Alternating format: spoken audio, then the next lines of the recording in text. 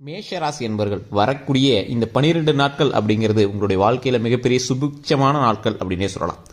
Sir, இந்த ஆயுத பூஜை, சரஸ்வதி பூஜைக்கெல்லாம் என்ன சார் சம்பந்தம்? இதுக்கும் பொருளுக்கும் தானே சம்பந்தம். வாழ்க்கையில் என்ன ஒரு மாற்றங்கள் ஏற்படுறது, இது என்ன சம்பந்தம் அப்படின்னு நினைப்பீங்க. நவராத்திரியில் நடக்கக்கூடிய 9 வகையான சக்திகளையும் உள்ளடக்கிய ஒரு நாள் இந்த ஆயுத பூஜை, சரஸ்வதி பூஜை அப்படின்னு சொல்லலாம். சார், இதில் ஒரு உச்சக்கட்ட நாட்கள் அப்படிங்குது. இப்போ நீங்கள் பூஜை பண்ணும்போது கூட கன்னிமார்க்கு வணங்கும் போது, கன்னிமார் தெய்வங்களை வணங்கும் போது, அதில் வராகி அப்படிங்கிற ஒரு தெய்வத்தை மட்டும் போய் நீங்கள் தனியாக வணங்கும் போதே அது ரொம்ப ஃபேமஸாக இருக்குது சார், எது கேட்டாலும் நடக்குது சார் அப்படிங்கிறீங்க. அந்த 7 கன்னிமாரையும் வணங்கும் போது எந்த அளவுக்கு பவர் கிடைக்குதோ அதே போல தான் இந்த நவராத்திரியில் நீங்கள் வழிபடக்கூடிய அம்மன் தெய்வங்களினுடைய மிகப்பெரிய ஆற்றல், மிகப்பெரிய சக்தி உங்களுடைய வாழ்க்கையில் மிகப்பெரிய மாற்றத்தை கொண்டு வரும். இந்த இப்போ நடக்கக்கூடிய நவராத்திரி நாட்கள், இந்த 9 நாட்களும் மிகப்பெரிய வெற்றியை அள்ளித்தரக்கூடிய ஒரு பொக்கிஷமான நாட்களாக வரக்கூடிய நாட்கள் அமைய போகுதுங்க. நீங்கள் எத்தனை பேர் எத்தனை வகையாக நீங்கள் ஒவ்வொரு கோயிலுக்கும் நீங்கள் போய் வணங்குனீங்க அப்படின்னாலும் இந்த 9 நாளில் வணங்குற அளவுக்கு வேறு எங்கேயுமே பவர் கிடைக்காது.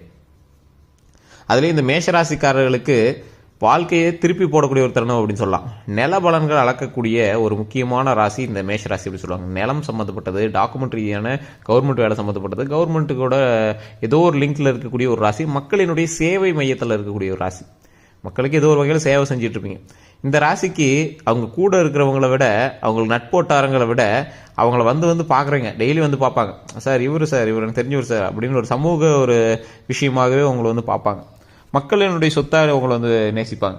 ஸோ அந்த மாதிரி இருக்கக்கூடிய உங்களுக்கு வரக்கூடிய நாட்கள் எப்படி அமைய போகுது, அந்த நாட்கள்னால என்னெல்லாம் நன்மை இருக்க போகுது அப்படிங்கிறதான் இந்த வீடியோ.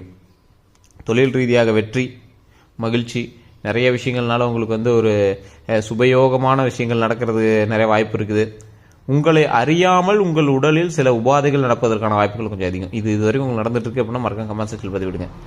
உங்களையே அறியாமல் உங்களுடைய லைஃப்பில், உங்களுடைய உடலில் சின்ன சின்ன மாற்றங்கள் ஏற்படும். அதை பார்த்து உங்களுக்கு சின்ன சின்ன பயமும் ஏற்படும். இந்த மேஷராசிக்காரர்களுக்கு மற்றவங்களாம் எப்படி இருக்கோ தெரியல, இந்த மேஷராசிக்காரர்களை பொறுத்த வரைக்கும் அவ்வளோ சீக்கிரம் எதுக்கும் பயப்பட மாட்டீங்க. பயப்பட்டாலும் வெளியே காட்டிக்க மாட்டீங்க. இப்போ உங்களுக்கு உள்ளுக்குள்ளே, மனதுக்குள்ளே ஒரு ரகசியமோ அல்லது ஒரு பயமோ அல்லது ஒரு ஆன்சைட்டின்னு சொல்லுவாங்க, ஒரு பதட்டமோ அது உங்களுக்கு இருந்துகிட்டே தான் இருக்குது. அது ஏன் அப்படின்னு உங்களுக்கு தெரியவே இல்லை. அதனால் மிகப்பெரிய மாற்றத்தெல்லாம் நீங்கள் வாழ்க்கையில் சந்திச்சிருப்பீங்க. அந்த மாற்றத்தினால உங்களுடைய லைஃப் டேர்ன் ஆகிறதுக்கான வாய்ப்புகள் அதிகமாக இருக்குது. சார் எனக்கு புரியல சார் அப்படின்னு சொன்னிங்கன்னா, இந்த மேஷராசிக்காரர்கள் ஒரு குறிப்பிட்ட இடத்துல நிற்கிறீங்க. உங்கள் முன்னாடி ஒரு 2 வகையான பாதை போகுது. அந்த 2 வகையான பாதையில் எதில் போகிறதுன்னு தெரியல. ஒரு வகையான பாதையில் போனால் அது உங்களுக்கு சந்தோஷத்தை தரும், ஆனால் அதில் ரிஸ்க் இருக்குது. குறிப்பிட்ட டைமில் ஒரு டெம்பரரி சந்தோஷத்துக்காக அது வழியாக போனீங்க அப்படின்னா ரிஸ்க் இருக்குது அப்படின்னு உங்களுக்கு தெரியும். இன்னொன்றில் ரிஸ்க் இல்லை, ரிஸ்க் ஒரு வேளை வருமா அப்படிங்கிற ஒரு டவுட் இருக்குது. ஆனால் அந்த இடத்துல ஒரு ஹாப்பினஸ் இல்லை அப்படிங்கிறது உங்களுக்கு நல்லாவே தெரியும். இப்போ எதில் போகிறது அப்படின்னு ஒரு நடுநிலைமையில் நின்றுட்டுருக்கீங்க. இந்த டைமில் கடவுளாக உங்களுக்கு ஒரு வரப்பிரசாதமாக ஒரு வாய்ப்பு தரார். ஒரு டைம் கண்டிப்பாக ஜாதகத்தை பார்த்துருங்க. ஒரே ஒரு டைம் கண்டிப்பாக ஜாதகத்தை பார்த்துருங்க. எவ்வளோ வாழ்க்கையில் செலவு பண்ணுறீங்க, கண்டிப்பாக ஒரு டைம் ஜாதகம் பார்த்துருங்க. உங்களுக்கு பக்கத்தில் ஆள் இருக்காங்களா போய் பாருங்கள். நல்ல ஜோதிடம் தெரிஞ்சவரை போய் பாருங்கள். தயவு செஞ்சு சொல்கிறேன், ஜோதிடம் பொய்யல்ல. ஜோதிடம் சொல்கிறவர்களை பொறுத்து தான் இருக்குது ஜோதிடம். அப்படி தெரியல சார், எங்களுக்கு யாருன்னு தெரியல சார் அப்படின்னா கீழே கான்டாக்ட் நம்பர் கூட கொடுக்குறேன். அந்த நம்பருக்கு ஃபோன் பண்ணி உங்களுடைய தனிப்படையான ஜாதகத்தோட்டை தயவு செஞ்சு பார்த்துக்கோங்க. மேஷராசிக்கு தற்போதைய நிலைமையில் இப்போ நீங்கள் எடுக்கக்கூடிய முடிவை பொறுத்து தான் உங்களுடைய வாழ்க்கை எந்த பக்கம் திசை மாறி போகுது, எந்த பக்கம் திசை திரும்பி அது நேராகுது அப்படிங்கிறதே இருக்குதுங்க. வாழ்க்கையில் வெற்றி பெறுவதற்கு மேஷராசி மாதிரி உழைக்கிற ஆள் யாருமே கிடையாது. ஆனால் உழைக்கிற எல்லாருமே சக்ஸஸ் ஆகிறாங்களா? இல்லை. ஏன்? ஸ்மார்ட் திங்கிங் அது இல்லை. ஆனால் மேஷராசிக்காரர்கிட்ட ஸ்மார்ட் திங்கிங் இருக்குது. அதனால தான் நீங்கள் சின்ன சின்ன விஷயத்தோட அப்படி சக்ஸஸ் ஆகிட்டு வந்துகிட்டே இருப்பாங்க. பெரிய ஹெவி ரிஸ்க் எடுக்க மாட்டீங்க. தேவையில்லாத இடத்துல மூக்கையும் நுழைக்க மாட்டீங்க. மற்றவர்களுக்காகவே நிறைய உழைக்கக்கூடிய உங்களுக்கு தேவையில்லாத விஷயங்கள் நிறையா வந்தாலும் அதை எப்படி ஸ்கிப் பண்ணணும், அதை எப்படி ஃபில்டர் பண்ணணும் அப்படிங்கிற எல்லாத்தையுமே நீங்கள் பார்ப்பீங்க. தொழிலில் முன்னேற்றம், கல்வியில் முன்னேற்றம், உடல் ரீதியான உபாதைகளில் மட்டும் கொஞ்சம் கவனம் தேவை. திருமணம் ஆகாதவர்களுக்கு திருமணம் ஆகிருக்கும். குழந்தை பேர் இல்லாதவர்களுக்கு குழந்தை பேர் பிறக்கிறதுக்கான ஒரு அருமையான காலகட்டம். இந்த டைமில் நீங்கள் மேல்மலையனூர் கோயிலுக்கும் பழனிக்கு போயிட்டு வந்துட்டீங்க அப்படின்னா ரொம்பவே நல்லது. போயிட்டு வந்துட்டீங்க அப்படின்னா உங்களுடைய பிரச்சனைகள் தீர்ந்து அடுத்து வாரிசுகள் உருவாகுவதற்கு ஒரு அருமையான ஒரு காலகட்டமாக இந்த காலகட்டம் அமையுதுங்க.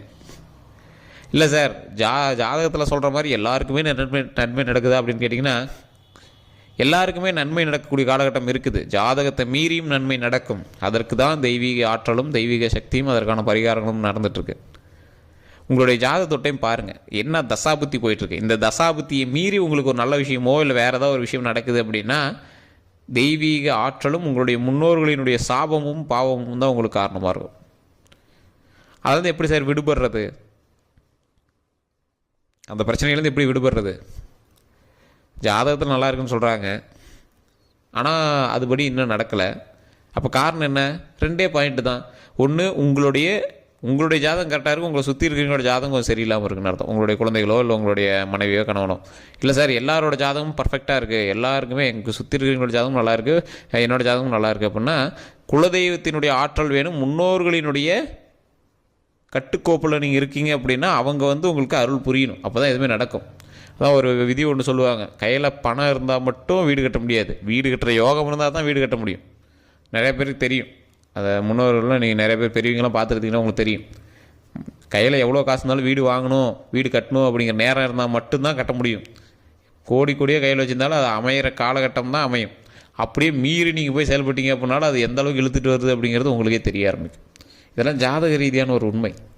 ஜாதகத்தை பார்க்காம போய் நிறைய விஷயத்தில் மாட்டிட்டு இதெல்லாம் நம்புறதில்ல, அது என்னமோ இருக்கட்டும் அதெல்லாம் பார்த்துக்கலாம் அப்படின்னு சொல்லக்கூடியவங்க நிறைய பேர். அது அந்த மேஷராசிக்காரர்களும் ஒரு சிலருக்கு அந்த சந்தேகங்கள் இருக்கத்தான் செய்யுது. இதெல்லாம் என்ன சார் உண்மை அப்படிங்கிற மாதிரி. மேஷராசிக்காரர்களுக்கு தற்போதைய நிலைமையில் வீடு கட்டுற யோகம் கூட இருக்குது, வீடு கட்டுற யோகம் இருக்குது, நிலபலன்கள் கரையமாகக்கூடிய யோகம் இருக்குது. வம்பு வழக்குகள், கேஸ் வம்பு வழக்குகள் கண்டிப்பாக இப்போ இருந்துருக்கும், நிலுவையில் தான் இருக்கும். அதுவுமே இழுத்துகிட்டே தான் இருக்கும், ஜவ்வு மாதிரி இழுத்துகிட்டே தான் இருக்கும். அது இந்த காலகட்டத்தில் கொஞ்சம் சரியாக கொஞ்சம் வாய்ப்பு கொஞ்சம் கம்மி தான், கொஞ்சம் இழுக்கு தான் செய்யும். அதற்குமே சில பரிகாரங்கள்லாம் இருக்குது. அதெல்லாம் குறிப்பிட்ட இடங்களில் நீங்கள் இருந்து உங்களுடைய தசாபுத்தி சரியாக இருந்துச்சு அப்படின்னா ஆட்டோமேட்டிக்காக அதெல்லாம் கிளியர் பண்ணிட்டு தூக்கி போயிட்டே இருக்கலாம். அதே மாதிரி ஒரு லேண்டு மூலமாக உங்களுக்கு அமௌண்ட் வரும், நிலபலன்கள் மூலமாக ஆதாயம் உண்டு, அவ்வளோதான். அதை லேண்டு நீங்கள் மாற்றி விற்கிறீங்களோ இல்லை உங்களோட பூர்வீக நிலமோ இல்லை ஏதோ ஒரு லேண்டு மூலமாக உங்களுக்கு அமௌண்ட் வர இருக்குது. அது நீங்கள் செக் பண்ணி அதற்கு தகுந்தாற் போல் கரெக்டாக மூவ் பண்ணிட்டீங்கன்னா பரவாயில்ல. பூர்வீகம் உங்களுக்கு ஓரளவுக்கு தான் செட் ஆகும். சித்தப்பா சித்தி இந்த பெரியப்பா எல்லாம் கொஞ்சம் தேவையில்லாம் சண்டை போட்டுட்ருப்பீங்க, பக்கத்தில் இருக்காங்க அப்படின்னா எங்கிட்ட கொஞ்சம் சண்டை போட்டுட்ருப்பீங்க. பூர்வீகம் ஓரளவுக்கு தான் செட் ஆகும். தேவையில்லாத சொந்த பந்தத்துக்குள்ள பணத்தை கொடுத்துட்டு நீங்கள் தேவையில்லாமல் அவங்ககிட்ட முறைச்சிட்டு இருக்க வேண்டிய ஒரு காலகட்டம். இதுக்கு முன்னாடி அப்படி பண்ணிகிட்ருக்கீங்க அப்படின்னா அது உங்களுக்கே தெரிய ஆரம்பிக்கும்.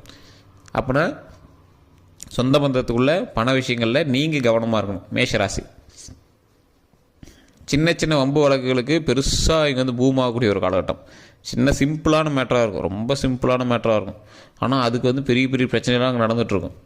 இதெல்லாம் யாருனால அப்படின்னா நீங்கள் இந்த காலகட்டம் ஒரு குறிப்பிட்ட டைம் உங்களுக்கு தேவையில்லாத வம்போலுகளுக்கு இழுக்கிறது அப்படின்னு முன்னாடியே சொல்லிட்டேன். நீங்கள் வண்டியில் போயிட்டுருப்பீங்க, முன்னாடி எவனாவது போயிட்டுருப்பான், முன்னாடி போயிட்டுருக்கிறவன் நீங்கள் நார்மலாக ஹார்ன் அடிச்சிட்டே போயிட்டுருப்பீங்க, அவன் அவராமே போயிட்டுருப்பான். ஏன்னா நீ தள்ளி கூட போக மாட்டியா அப்படின்னு சொல்லிட்டு போவீங்க. அந்தான போனால் அவன் போய் வண்டி நிறுத்திட்டு பெரிய பிரச்சனையே பண்ணிட்டு இருப்பான். ஏன்னா ஹார்ன் அடிச்சு உனக்கு தள்ளி தான் போக சொன்னேன், எதுக்கு இவ்வளோ சண்டைக்கு வர அப்படிங்கிற மாதிரி தான் உங்களுக்கு பெரிய இதாக தெரியும். ஸோ இந்த மாதிரி தேவையில்லாத வம்போலுக்கள் உங்களுக்கு அதிகமாக வரதுக்கான காலகட்டம் உங்களுக்கு நிறையாவே இருக்குது. அதே மாதிரி சொல்வாக்கை காப்பாற்றுவதற்கு நீங்கள் போராடக்கூடிய காலகட்டமாகவும் இந்த காலகட்டம் அமையும். ஒரு வார்த்தை சொல்லியாச்சு, இப்போ அதை காப்பாற்றியே ஆகணும் அப்படிங்கிற ரேஞ்சில் ரொம்ப போராடிட்டுருப்பீங்க. அந்த மாதிரி ஒரு காலகட்டம். என்ன சார் பண்ணுறது, என்ன பண்ணுறதுனே தெரியல சார், ரொம்ப போராட்டமாக இருக்குது சார் அப்படிலாம் இருப்பீங்க. கல்வியில் செல்வத்தில் முதன்மையாக இருக்கணும் அப்படிங்கிறதுக்காக சின்ன சின்ன வேலைகள் நீங்கள் செய்யும் போது அதனால் உங்கள் பேர், உங்கள் கூட வேலை பார்க்குறீங்களோ இல்லை உங்கள் கூட இருக்கக்கூடிய நண்பர்களோ உங்களுக்கு துரோகம் செய்யக்கூடிய ஒரு காலகட்டம் அப்படின்னு சொல்லலாம். சரி, என்ன சார் எல்லாமே நெகட்டிவாக சொல்கிறீங்க அப்படின்னா உங்கள் மேலே இருக்கிற கந்திஷ்டி சார். அவ்வளோவும் இது கந்திஷ்டின்னு சொல்கிறத விட உங்களுக்கு போட்டி பொறாமை உங்களை சுற்றி இருப்பவர்கள்ட்டே ரொம்ப அதிகம். என்ன சார் பண்ணுறது, எது பண்ணாலும் அவனுக்கு அப்படி தான் பண்ணுறானுங்க, என்ன பண்ணுறதுனே தெரியல சார் அப்படின்னா கொஞ்சம் பொறுமையாக தான் ஹேண்டில் பண்ணணும். எவ்வளோக்கு எவ்வளோ நீங்கள் பொறுமையாக ஹேண்டில் பண்ணுறீங்களோ அவ்வளோக்கு அவ்வளோ நல்லது. அந்த பொறுமையாக ஹேண்டில் பண்ணுற விஷயத்துலேயும் ஒரு சின்ன சின்ன வேலைகள் இருக்குது. என்ன அப்படின்னா நீங்கள் உங்களோட நட்போட்டார்களை அதிகப்படுத்தணும் அப்படிங்கிறதுனால உங்களுடைய தவறுகளை மன்னிக்கணும் அப்படின்னு மற்றவங்க எந்த தவறு பண்ணாலும் நீங்கள் மன்னிச்சு மறுபடியும் ஏற்றுக்கிறீங்க. மறுபடியும் அதே தவறு தான் செய்கிறான். உங்களால் அதை சகிச்சிக்கவும் முடியல, அவனை விளக்கவும் முடியல, அந்த நிலமையில தான் நீங்கள் இருக்கீங்க. ஸோ இதெல்லாம் கொஞ்சம் கவனமாக இருந்து நீங்கள் பண்ணிட்டீங்க அப்படின்னா ப்ராப்ளமே கிடையாதுங்க. அதே மாதிரி உடல் ரீதியான உபாதையில் கொஞ்சம் கவனமாக இருங்க. தேவையில்லாத வம்போலக்களில் கொஞ்சம் கவனமாக இருங்க. மற்றவர்களுக்கு நன்மை செய்ய போகிறேன் அப்படின்ட்டு நீங்கள் அதில் போய் மாட்டிட்டு தேவையில்லாமல் மன சங்கடங்களில் மாட்டாதீங்க. தோல் சம்மந்தப்பட்ட வியாதிகளில் கொஞ்சம் கவனமாக இருங்க. வண்டி வாகனங்களில் போகிறீங்க அப்படின்னா கால் சம்மந்தப்பட்ட விஷயத்தில் கொஞ்சம் கவனமாக இருங்க. அதே மாதிரி குடும்பத்தில் கணவன் மனைவிக்கிடையே வாய் தகராறுகள் வருவதற்கு அதிக வாய்ப்புகள் இருக்குது. அதில் கொஞ்சம் கவனமாக பொறுமையாக ஹேண்டில் பண்ணிங்க அப்படின்னா அதுவுமே நன்மையாக போய் முடியும்.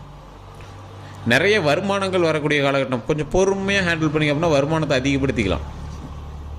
தொழிலில் நல்ல ஒரு மாற்றம் உண்டாகும், நல்ல ஒரு வருமானம் உண்டாகும். அந்த வருமானத்தை கரெக்டாக ஹேண்டில் பண்ணிங்க அப்படின்னா வளர்ச்சிகள் அதிகம். மற்றபடி எல்லாமே பர்ஃபெக்டாக இருக்குது. நீங்கள் ஒரு டைம் நீங்கள் ஒரு ஜோதிடத்தை பார்த்துக்கிட்டு அந்த சின்ன சின்ன பிரச்சனைகளையும் சரி பண்ணிக்கிட்டு எந்த விதத்தில் உங்களுக்கு ராஜயோகம் அமைய போகுது, எந்த விஷயத்தில் உங்களுக்கு ராஜயோகம் அமைய போகுது, நிலத்தின் மூலமாக உங்களுக்கு வந்து வருவாய் இருக்குது அப்படின்னு சொல்லியாச்சு. வேறு எதில் பணத்தை போட்டால் பணத்தை எடுக்கலாம், வேறு எதில் இன்வால்வ் ஆனால் நிறைய லாபம் எடுக்கலாம். இது எல்லாத்தையுமே கொஞ்சம் அப்படியே அனலைஸ் பண்ணிங்க அப்படின்னா ஆட்டோமேட்டிக்காக நன்மை வருவதற்கான நேரம். வேறு ஏதாவது சந்தேகங்கள் இருக்குது அப்படின்னா கீழே இருக்க நம்பருக்கு கான்டாக்ட் பண்ணி பேசி தெரிஞ்சுக்கோங்க. வேறு எந்த சந்தேகமாக இருந்தாலும் ஃபோன் பண்ணி கேட்டு தெரிஞ்சுக்கலாம். எல்லோருக்கும் நன்றி நண்பர்களே.